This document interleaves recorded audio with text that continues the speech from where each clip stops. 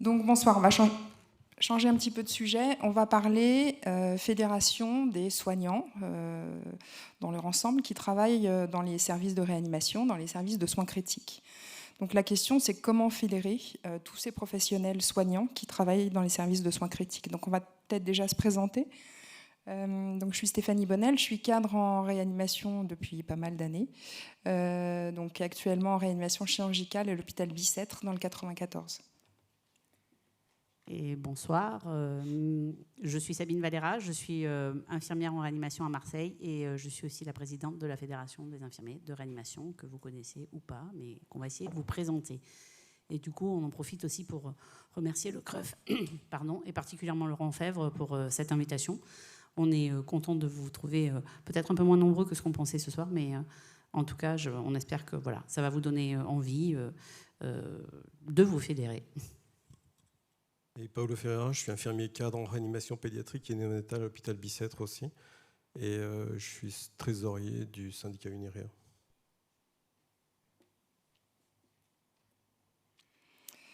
Bien, donc en fait, pendant la première vague Covid, ça nous a fait pas mal discuter entre infirmiers de réa, cadres de réa, qu'on se connaissait depuis nos travaux dans les sociétés savantes, on s'est pas mal rencontrés. Et donc sur la première vague Covid, on s'est posé un peu plus de questions, on a discuté et l'idée nous est venue de nous fédérer justement, nous réunir pour évoquer ensemble les différentes problématiques qu'on rencontrait dans les services. Donc de là est né l'AFNIR, on va revenir un peu plus précisément sur les différents sujets. Donc on présentera l'AFNIR, on présentera ensuite Unirea, puis l'AFNASAPR et on terminera par un débat. Donc pour commencer, qu'est-ce que c'est qu'une fédération ? Donc un peu d'étymologie, à cette heure-là c'est un peu compliqué, mais c'est pas très long. Donc ça vient du latin fédératio, et donc c'est une alliance, un lien, un pacte, un traité, une union. Et donc la définition, c'est un regroupement de plusieurs sociétés ou plusieurs parties, des syndicats, des clubs, des associations ou des coopératives qui ont un objectif commun. Voilà, donc une fédération professionnelle, c'est un regroupement de plusieurs professionnels, donc avec toujours cette idée d'objectif commun et d'aller dans le même sens pour promouvoir une discipline.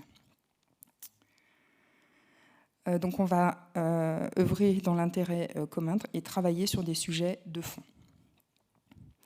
Donc une fédération un peu connue, que tout le monde connaît en tout cas, c'est la FIFA.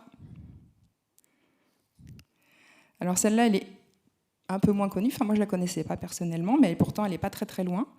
C'est la fédération rêvée des étudiants ergothérapeutes dynamiques et originaux de Mulhouse.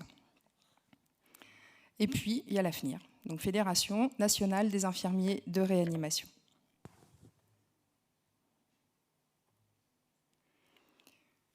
Alors du coup, comme l'a dit Stéphanie, au moment du Covid, de la première vague, on a essayé de faire un petit peu un état des lieux. On était quelques infirmiers à se connaître déjà pas mal au fil du temps.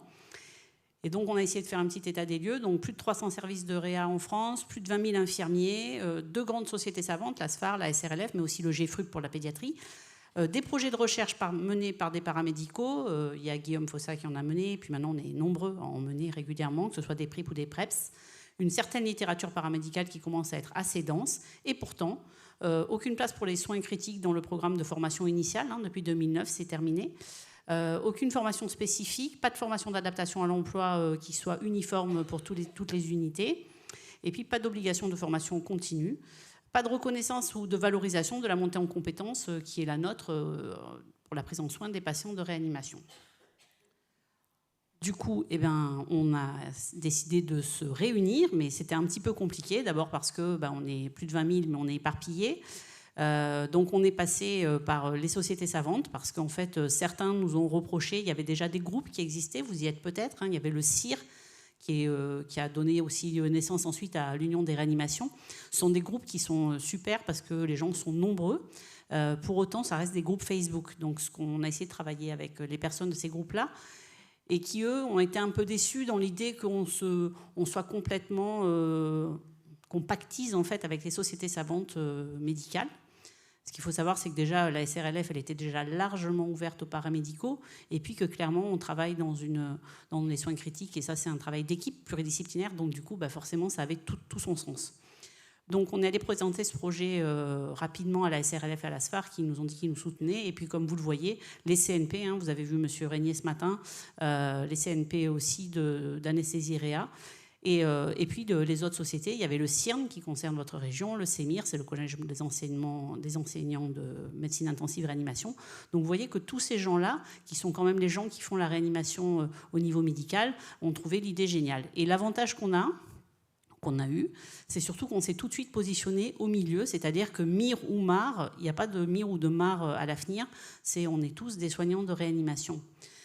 Au départ, il y a eu un petit groupe qui est le groupe IDE de réanimation, qui est en fait un groupe de soignants de la Pitié-Salpêtrière, qui a publié sa première tribune sur Mediapart, qui a recueilli énormément de signatures, notamment médicales. Et du coup, par connaissance, on s'est tous réunis autour d'eux et on a monté l'AFNIR. Donc vous voyez que petit à petit, l'idée, c'était de faire adhérer des associations plutôt locales, parce que c'est vrai que c'est compliqué pour nous tous d'échanger à travers toute la France. Et donc ici, vous avez l'association Réage, que vous connaissez sûrement. Dans ma région, c'est plutôt la SRSF, là, le Cœur Bleu. Et puis le CREF a été membre dès le départ, bien sûr, membre fondateur, l'ASPHYSIE aussi. Et donc, on a monté l'AFNIR, donc cette fédération. Alors, on reviendra dessus après, parce que c'est vrai qu'une des premières réactions auxquelles on a eu à faire face, ça a été de dire mais c'est vraiment pas juste, parce qu'en fait on est tout le temps en binôme avec les aides-soignants et vous faites encore un truc que pour les infirmiers, il n'y a pas les kinés, il n'y a pas les psychologues, il n'y a pas les aides-soignants. Et nous, notre idée, ça a plutôt été de se dire on va essayer de faire les choses bien, on va commencer par un des métiers de la réanimation, on a pris infirmier parce que la majorité d'entre nous l'était, et on va faire ça et on va tirer les autres avec nous derrière. Personne n'y croyait, on a tous cru que c'était une histoire pour qu'on se défausse, mais pas du tout, vous allez voir, et vous connaissez peut-être Océane, je ne sais pas si elle va arriver à se connecter. Donc finalement, l'AFNIR, c'est le but de tout ce que je viens de vous dire, donc c'est faire reconnaître la montée en compétences, la valoriser, revenir à un module de réanimation pendant l'IFSI en formation initiale, rendre possible une évolution professionnelle. Parce que finalement, vous le savez aussi bien que moi, quand on est infirmier en réanimation et si on veut, au bout de quelques années, on n'est pas si nombreux à rester longtemps, et si on veut évoluer au sein du métier, il faut trouver de la transversalité. Donc maintenant, il y a quelques postes de recherche qui s'ouvrent, des postes d'encadrant, de coordinateur ou de choses comme ça, mais il n'y a rien de posé clairement ni d'imposé. Et nous, c'est ce qu'on voulait, parce que par exemple, quand vous allez en Belgique, alors actuellement c'est compliqué là-bas aussi, mais jusqu'à il y a quelques années, quand vous alliez dans les réa en Belgique, eh bien, il y avait des infirmiers de tout âge, y compris des gens de plus de 50 ans, et quand on se dit, ah bon, mais comment ils font avec l'alternance depuis 20 ans, etc. Et en fait, c'est juste qu'on aménage la qualité de vie au travail et aussi le salaire des gens qui avancent dans les années au niveau de la profession. C'est-à-dire que quand vous n'avez pas les mêmes plannings, notamment lorsque vous êtes depuis 2 ans ou si vous êtes là depuis 20 ans. Et donc, plus les gens vieillissent dans le métier, et bien plus ils ont de portes ouvertes vers la formation, du master, de la recherche. Et en fait, ça fait rester les gens. Donc, voilà. Donc, du coup, on s'est créé les 3 hashtags que vous voyez là. Une formation pour sécuriser, parce que c'est vraiment le point fort de l'AFNIR. Ce qu'on veut, c'est que notre formation de base et notre formation continue soient vraiment uniformes et que tout le monde ait la chance de pouvoir la faire. C'est-à-dire que, bien sûr, quand on est dans les grands CHU, Paris, Marseille, etc., avoir 8 semaines de formation, comme c'était préconisé depuis plus de 10 ans par les sociétés savantes, pas si difficile que ça. Mais quand on est dans une petite réanimation de 6 à 8 lits, pour avoir le personnel qui permet de se détacher, je pense qu'il y a certains peut-être parmi vous qui ont eu affaire à des formations très courtes. Et bon, comme on était en plus au décours du Covid et de la première vague, autant vous dire qu'on a tous vu arriver des gens qui ont eu 2 jours de formation avant d'être lâchés et qui nous ont quittés assez rapidement aussi. Je ne vais pas tout vous détailler, mais c'est pour vous dire que parce que ça fait un moment qu'on essaye de ramener du monde à l'AFNIR. Et en fait, les gens nous disent « Oui, mais en fait, ça n'avance pas vos trucs là. Ça fait 2 ans que vous nous parlez des choses. » Vous avez pu entendre ce matin avec Jean Régnier que ça a quand même un petit peu avancé. Et donc, pour vous dire que voilà, on a participé au guide de la réserve soignante qui a été évoqué ce matin avec les 2 CNP. On a beaucoup travaillé avec la DGOS, avec qui on avait des rendez-vous réguliers pour établir une première feuille de route qui a été annulée dans un second temps. Et puis, on a retravaillé après pour aller vers le décret. le nouveau décret.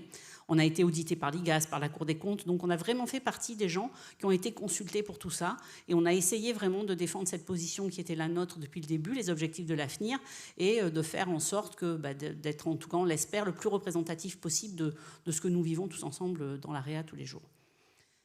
Pour 2022, c'est pas fini, puisque donc on a fait partie des relecteurs du décret relatif aux conditions d'implantation de l'activité de soins critiques, ce qui a été évoqué ce matin, mais aussi aux conditions techniques de fonctionnement de l'activité de soins.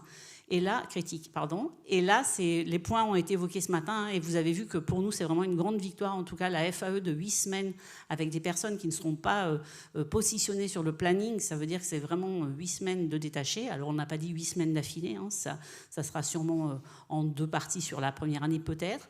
Mais il y a aussi le retour du soin critique à l'IFSI, et donc ça, c'est une belle victoire aussi. La prime, elle ne correspond pas à ce que nous, on avait demandé, ni même la condition d'attribution non plus. On aurait aimé quelque chose qui soit plus valorisé avec les savoirs, la montée en compétences et aussi l'évolution au fil des années en réanimation. Mais bon, elle a le mérite d'exister.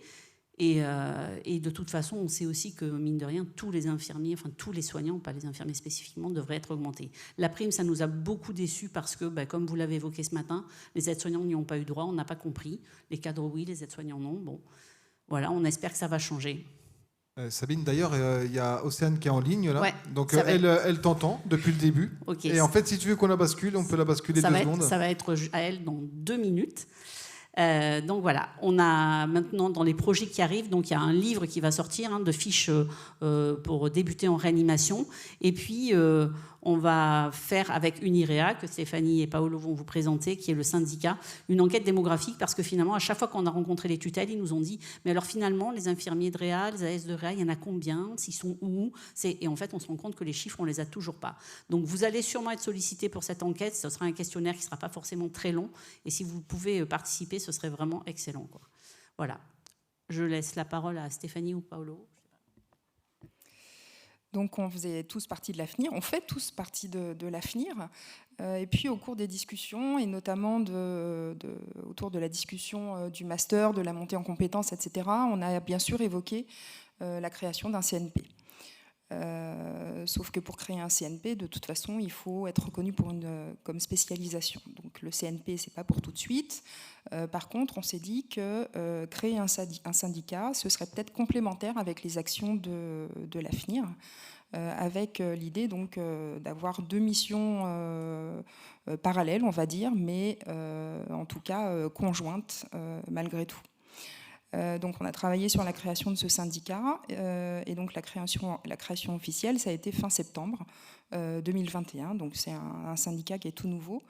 On a créé un site internet parce qu'une des idées du syndicat, c'est quand même de faire passer des informations.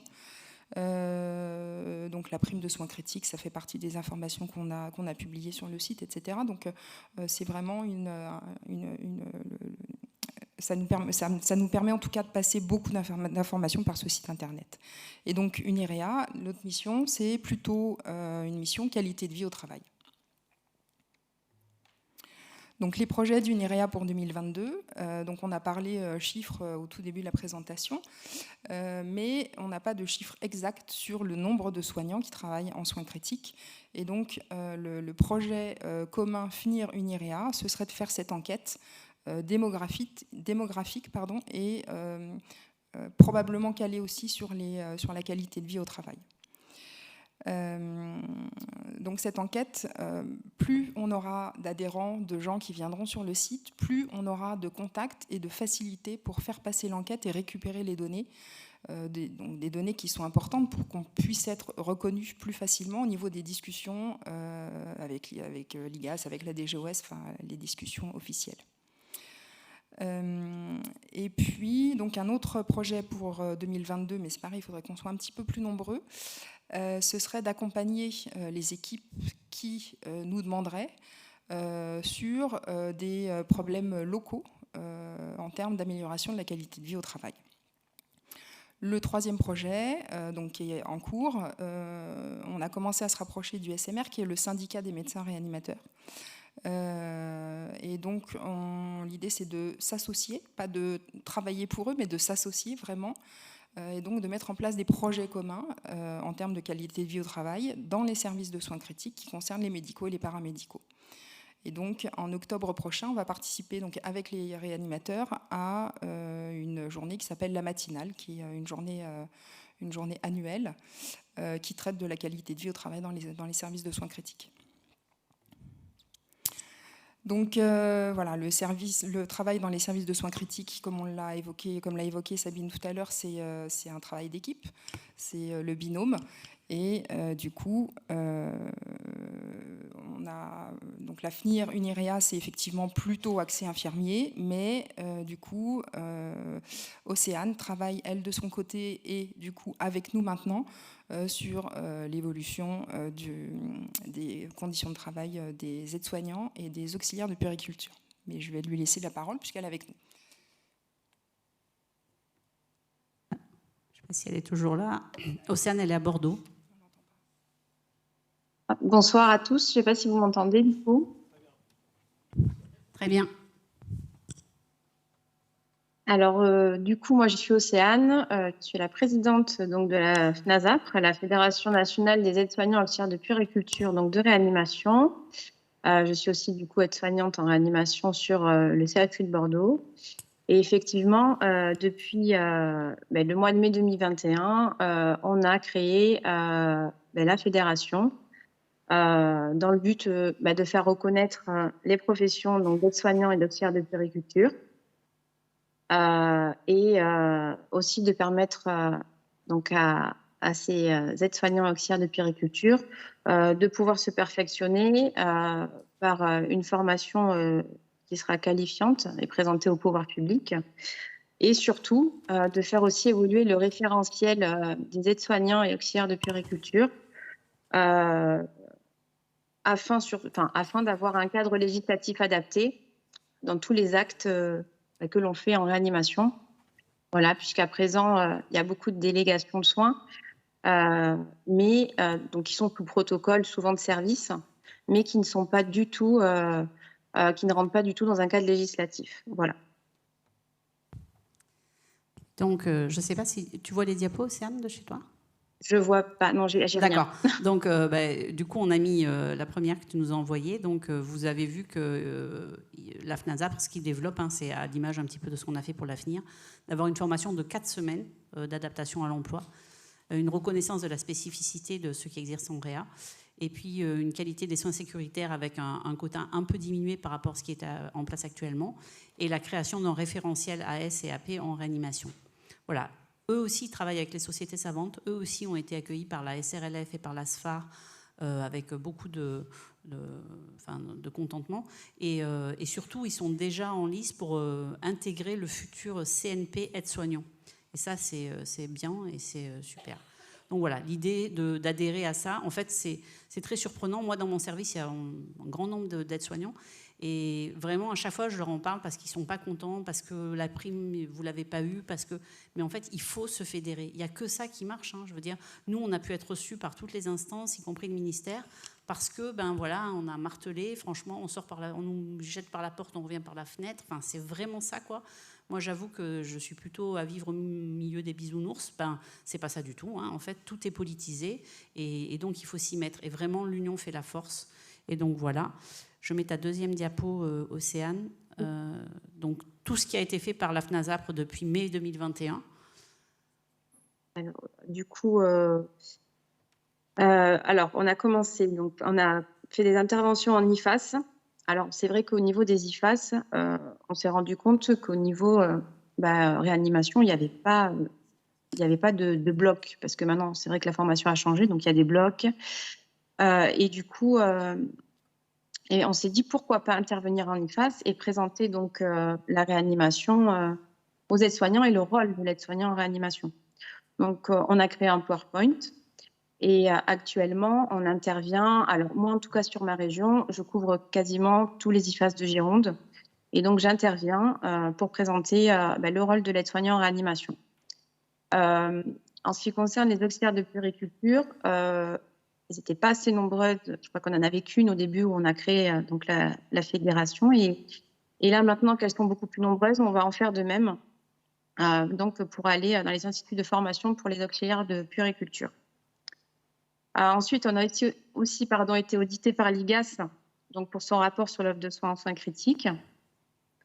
On a donc établi les contacts avec les sociétés savantes et les différentes fédérations et associations poursuivant donc les mêmes buts, donc dont l'AFNIR, la SRSF, REAGE, enfin voilà, toutes les associations et fédérations qui œuvrent pour les mêmes buts. Donc participation au congrès, création d'un sondage en ce qui concerne la délégation de soins au niveau national. Donc on avait créé un groupe de travail qui s'occupait de la délégation de soins et du glissement de tâches. De ce travail-là, on en a ressorti tous les actes effectués donc, au niveau national par les aides-soignants en service de réanimation. On a créé ce sondage donc, avec tous ces actes et qui est vraiment représentatif. On a eu quand même beaucoup de participants, à peu près 978 même exactement, qui est très représentatif finalement de ce qu'on fait en tant qu'aide-soignant. Voilà. On œuvre aussi donc, pour la reconnaissance de la spécificité donc, des ASCAP en soins critiques. On a participé en visio à la table ronde donc, sur la réanimation organisée par le collectif Santé en danger. Donc, il y avait aussi donc, le syndicat UNIREA et l'AFNIR, et aussi le président de la SRSF. On est suivi du coup, nous, par plus de 2000 membres sur les réseaux sociaux, donc qui comprend Facebook et Twitter. Et actuellement, nous avons plus de 100 adhérents et encore beaucoup d'adhésions qui arrivent actuellement. Voilà en gros ce qu'on a fait pour l'instant. Il y a d'autres projets qui sont en cours et pour l'instant, on attend encore un petit peu l'organisation pour les mettre en place. Donc, j'affiche tout sur la page Facebook et le site internet. Donc voilà, j'en parlerai ultérieurement. Mais voilà, on avance. C'est vrai que ça fait pas longtemps qu'on existe et pour l'instant, on a fait pas mal de choses et ça laisse envisager de belles perspectives pour après. Merci Océane. Ouais, je pense qu'on peut l'applaudir. Bravo. On peut l'applaudir parce que c'est un sacré boulot qu'elle est partie vraiment. Ils étaient très peu nombreux, ils sont de plus en plus nombreux. Et c'est aussi ce qu'on voudrait vous dire, c'est que les réseaux sociaux, c'est super d'avoir les adhérents sur Facebook ou quoi, mais les adhésions, les vraies adhésions et l'investissement au sein des assos et des fédérations, c'est important aussi. Alors, c'est pas pour le coût de l'adhésion, sincèrement, on est à 5 ou 10 euros en fonction des assos que vous allez choisir. Mais vraiment, si on veut être représentatif d'un plus grand nombre de réanimations, il n'y a que comme ça qu'on va y arriver et que nos professions vont avancer. Voilà, vous avez vu que sur le nouveau décret, les kinés sont maintenant rattachés complètement aux équipes de réanimation. Donc voilà, il est au Conseil d'État, il va sortir d'ici peu et il sera mis effectivement en place en fin d'année. Donc, pour que, à votre tour, vous ne vous endormiez pas, on s'est demandé quand même, parce que l'idée de cette session, où on était censé être un peu plus nombreux peut-être, c'était quand même de recueillir un peu vos avis sur différentes questions. Et donc, on a prévu un WooClap, nous aussi. Alors, on n'est peut-être pas aussi enjoué que Marine. Bon, il ne veut même pas s'afficher. Donc voilà, l'idée, en fait, voilà, c'est les questions, vous verrez, elles ne sont pas très compliquées, elles ne sont pas très nombreuses non plus. C'est vraiment d'arriver à voir ce qui vous pèse. Ce qu'il faut savoir, par exemple, Océane, son enquête qu'elle a fait, 980 répondants, c'est énorme. Elle va présenter les résultats dans les différents congrès parce qu'ils sont pas encore, on n'a pas pu les faire ici parce que c'était pas le but de la session non plus. Mais pour les avoir lus, c'est quelque chose d'impressionnant. Le glissement de tâches, on sait très bien qu'il y en a, mais là, c'est des trucs vraiment énormes. Alors, qu'est-ce qu'il y a ?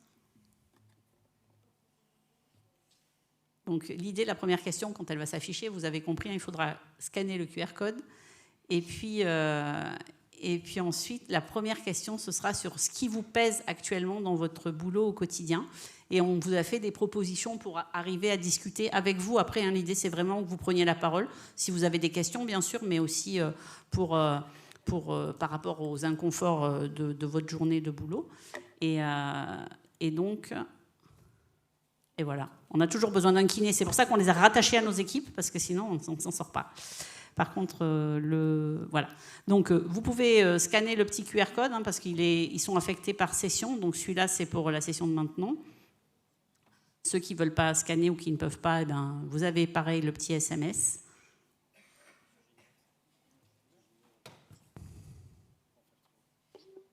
C'est bon pour tout le monde? Non, ok. Ouais, non, 16, vous êtes quand même un peu plus que 16.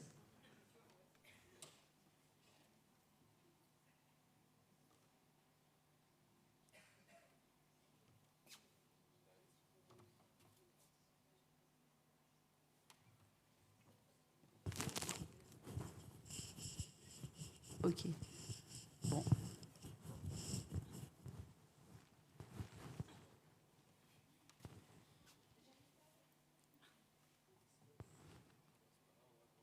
Ok. Bon, on va lancer. On est à oula, tout à coup. Donc, qu'est-ce qui pèse dans votre pratique professionnelle? Là, vous ne pouvez pas encore choisir, je pense. La question va arriver sur vos téléphones dans quelques secondes. C'était juste qu'on voulait vous donner quelques précisions. On a mis communication, par exemple. On sait que communication, ça comprend plein de domaines. C'est la communication au sein de l'équipe, entre les différentes professions aussi, ou ça peut être la communication avec l'encadrement. Bon, tout ça, on en discute après. Donc l'idée, voilà, si c'est la communication, ben vous marquez ça. Et c'est pareil, hein, quand on a mis les salaires, les horaires, c'est tout pour ouvrir de la discussion derrière et on espère vraiment que vous allez avoir envie de participer. Donc le turnover, quand on a mis anciens et nouveaux, c'est parce que quand on a fait le tour des équipes, il y en a pas mal qui nous ont dit c'est lourd en fait, il y a beaucoup de nouveaux, il faut former sans cesse, etc. Et puis on a aussi eu des nouveaux qui nous ont dit ils sont lourds les anciens un peu, faut jamais nous aider quoi. On amène du son neuf et tout, mais ils sont un peu longs. Donc voilà. Donc c'est pour ça qu'on a mis les deux, parce qu'on sait que dans la salle, il doit y avoir sûrement des nouveaux et des anciens. Et comme c'est complètement anonyme, hein, allez-y, lâchez-vous. Hein. Donc c'est parti, normalement. Voilà.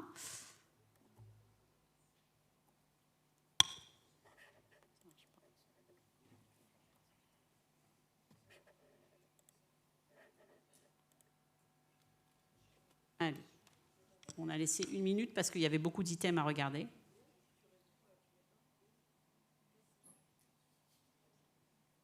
Ou 6 ou 7 ou 8. Il y a... Mais en fait, j'ai dit équipe. Donc après, on peut en discuter. On ne peut pas dire au kiné qui pèse parce qu'il nous aide vachement. Donc...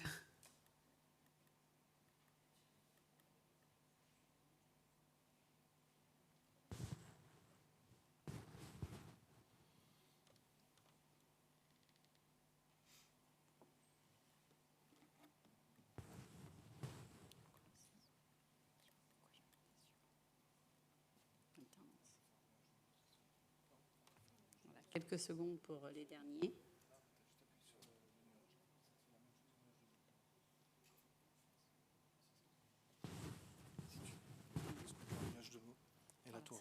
Oui. Donc voilà, vos réponses en moyenne, alors on n'est pas surpris, hein, c'est la reconnaissance. Donc est-ce qu'il y en a parmi vous qui veulent prendre la parole, poser des questions sur la reconnaissance, hein, parce qu'on a plein d'idées sur lesquelles on réfléchit. Mais, oui.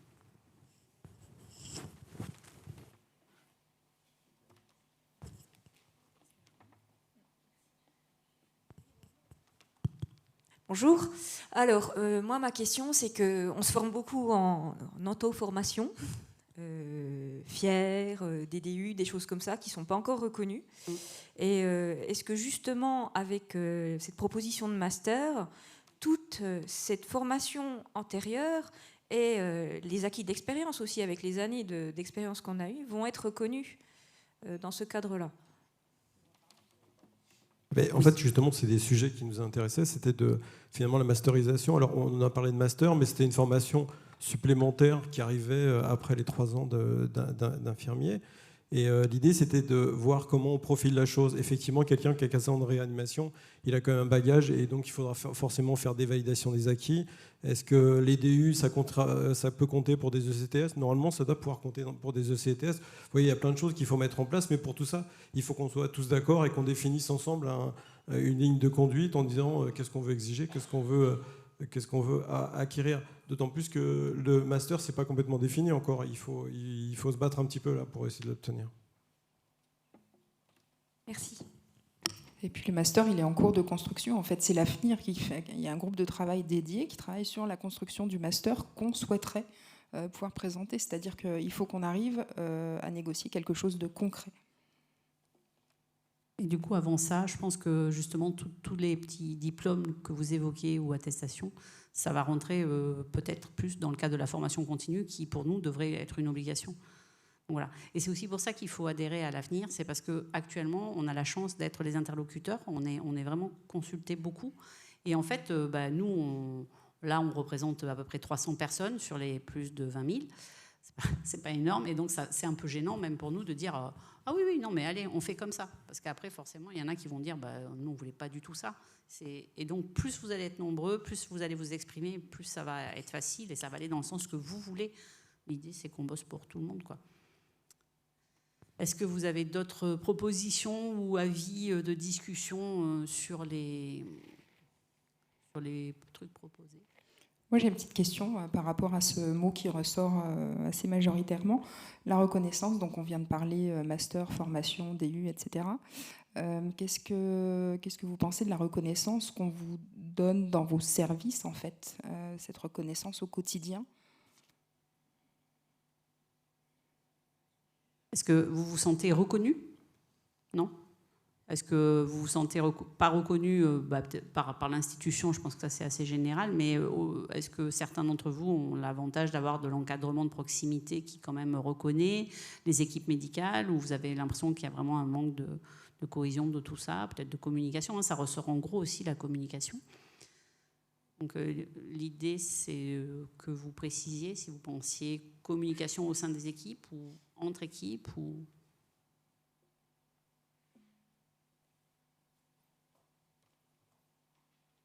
On fait courir Marine. Nous, on travaille à l'hôpital de Dieppe. La reconnaissance au niveau de l'équipe médicale, que ce soit IDE comme AS, on l'a. Nous, les AS, en tout cas, l'équipe médicale nous prend bien en considération. Dès qu'on dit quelque chose, voilà, on est bien considéré, on est écouté. Après, moi, la reconnaissance, c'était plus au niveau national, quoi. L'AS, comme je disais tout à l'heure, on est les oubliés, on a l'impression qu'on ne fait pas partie vraiment de la réanimation.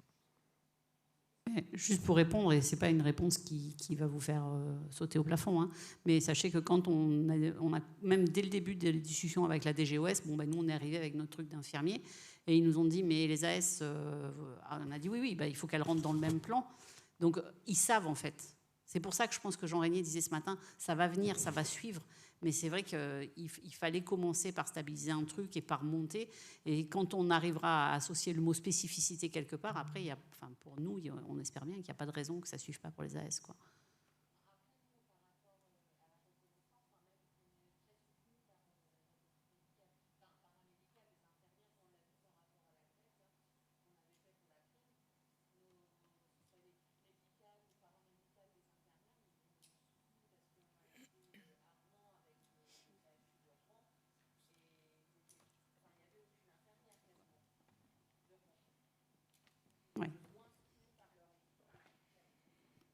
Alors, pardon. Oui, mais je sais pas. Je pense que c'est très très différent. La condition AS d'un service à l'autre vraiment change énormément. Du retour que j'en ai moi à Marseille, on a plusieurs réas et vraiment c'est pas du tout le même ressenti dans les 6 réas, quoi. Donc oui, non, mais on espère vraiment qu'il va se passer quelque chose, quoi. Mais je pense que c'est important de travailler avec Océane pour ça, hein, honnêtement. C'est super, là, ce questionnaire qu'elle a monté. Vous verrez les résultats, hein, ça va finir par sortir. C'est impressionnant le nombre d'actes. Nous, on le sait parce qu'on fait ça avec vous toute la journée. Mais finalement, si on met votre décret en face, même avec le nouveau, qui valide juste quelques trucs que vous faisiez déjà, il y a des choses folles que vous faites tout le temps. Et nous, ça, on le sait, bien sûr, on est avec vous. Mais c'est bien que son questionnaire existe pour pouvoir justement montrer. Parce qu'avec 1000 réponses, c'est pas mal, quoi. Donc, voilà. Et donc, vous voyez, typiquement, vous dites que vous êtes mis en grève pour l'histoire de la prime. Sur Bicêtre, les équipes se sont mises en grève également. Et donc, l'idée avec le site internet, le syndicat, etc., c'est de regrouper ces informations pour gagner un peu en volume, en force, etc. En fait, l'idée de se regrouper aussi, c'est que aujourd'hui, chaque hôpital a finalement sa spécificité. On ne sait pas ce qui se passe ailleurs. Donc là, on a appris ce matin que la prime de 100 €, il y a certains hôpitaux qui ne l'ont pas encore perçue, même pour les infirmiers qui doivent la recevoir. Vous voyez, il y a plein de choses comme ça qui sont... et alors qu'il y a certains hôpitaux où les infirmiers, en faisant grève, ils ont obtenu 21 heures par an de transmission. Alors bien sûr que c'est en dessous de ce qu'on passe en temps de transmission, mais malgré tout, c'est quand même un progrès, c'est quelque chose. Et ça peut servir d'appui pour d'autres combats et d'autres choses qui peuvent venir derrière. Donc c'est pour ça qu'on a besoin de tout le monde et toutes ces idées pour pouvoir communiquer et finalement avancer tous ensemble. Parce que finalement, quand on se bat tous, chacun dans nos petits hôpitaux, on a moins de puissance que si on était tous ensemble. Et après, pour un autre sujet qui revient régulièrement sur la table et qui est là aussi, c'est le planning et l'alternance. Et ça, c'est pareil, c'est une IREA qui peut vous aider à avancer, nous aider à avancer sur ça. C'est compliqué, on en parle beaucoup avec les cadres et même ceux qui sont là. De toute façon, il faut du monde de nuit. Après, comment l'organiser pour que ça soit le plus facile, le plus confortable, le plus gérable, c'est sûr que c'est un petit peu compliqué. On va passer juste à la question suivante, pardon. Donc, quels axes d'amélioration envisagez-vous? Donc là, on n'en a mis pas tant que ça. Il y aura un autre moment où vous pourrez donner, vous, vos idées et vos solutions.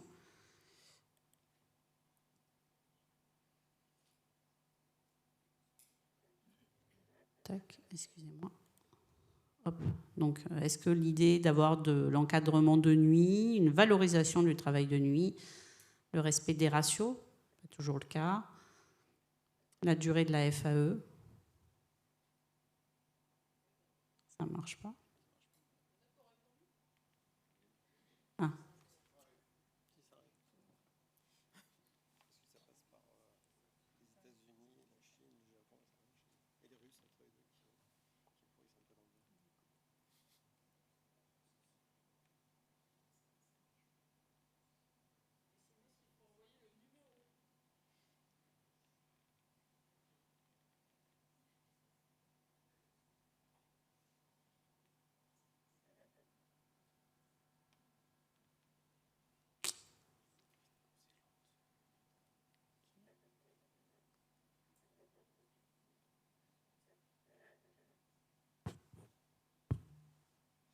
Ok. Donc on voit bien, valorisation du travail de nuit, respect des ratios, remettre du sens aussi, c'est important, je crois. Mais bon, c'est vrai que les 3 questions sur la nuit, elles sortent de manière assez forte.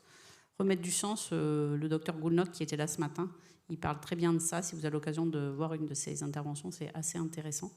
Là, on va mettre une question ouverte, on va essayer de se dépêcher, je vois qu'il y a la queue au portillon. Mais messieurs les médecins, installez-vous, c'est super intéressant, c'est un truc sur les paramédicaux, excellent, vraiment excellent, vous allez voir. Donc, quels autres axes vous imagineriez? Donc, on avait proposé 7 petits choix là, je crois. Vous, si vous pouvez dire en un mot, en fait, non, moi je pense que le point fort, ce serait ça. C'est maintenant qu'il faut le faire. Vous avez 1 minute.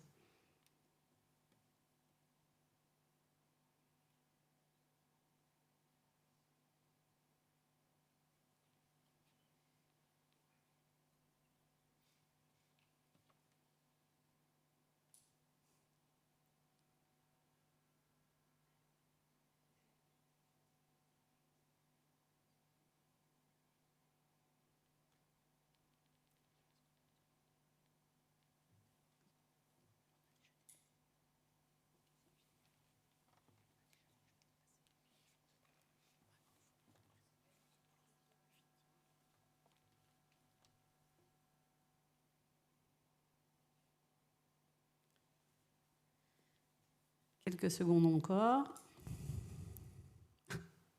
C'est rigolo ce nuage de mots parce qu'on a l'impression que tout va changer au final.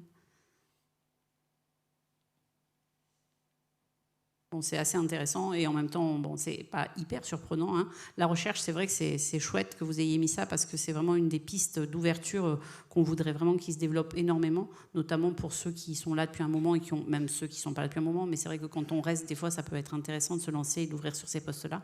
La valorisation, la revalorisation, la spécificité, bah, écoutez, tout ça, c'est l'avenir. Donc allez-y, hein, venez, rejoignez-nous.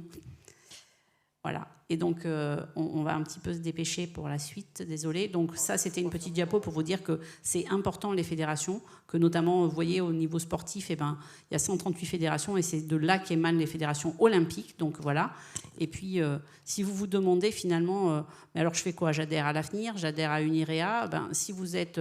à vous dire oui, mais moi ce qui m'intéresse c'est la formation et la reconnaissance, mais vous ne pouvez pas être sans vous dire que la qualité de vie au travail, ça va aussi avec votre quotidien, c'est parce qu'en fait il faut faire les deux, il faut venir à l'Avenir et à Unirea, et là franchement vous serez au top, vous aurez tout. Bien sûr la FNASAP pour les AS, franchement allez-y, c'est pareil, ça va vous faire avancer vite. Et puis on va juste conclure sur ceci, il y a eu l'association des infirmières américaines de soins intensifs, hein, au départ c'était un peu il y a longtemps quand même, 1969, je pense que la plupart d'entre vous n'étaient pas nés, c'était 50 infirmières qui se sont réunies, elles étaient toutes sorties des soins intensifs cardio, et elles ont décidé de se réunir, elles ont envoyé des cartes postales à toutes les infirmières d'autres soins critiques qu'elles connaissaient. En 2020, elles étaient 120 000, elles gèrent de manière complètement autonome et leur formation et leur évolution et tout leur plan de carrière et tout ce qui touche au métier d'infirmier de réanimation, c'est elles qui le gèrent en totale autonomie. Et donc, si on veut pouvoir faire ça, il faut commencer. Et le début, c'est maintenant. On a juste 50 ans de retard, c'est pas grave. Et en se dépêchant, on va y arriver. Voilà, on a besoin de vous, je pense qu'on a tous besoin les uns des autres, et surtout, comme le disait Marine, tout seul on va plus vite, mais ensemble on va plus loin. Et en plus, c'était même pas fait exprès. C'est un hashtag quelque chose, ça.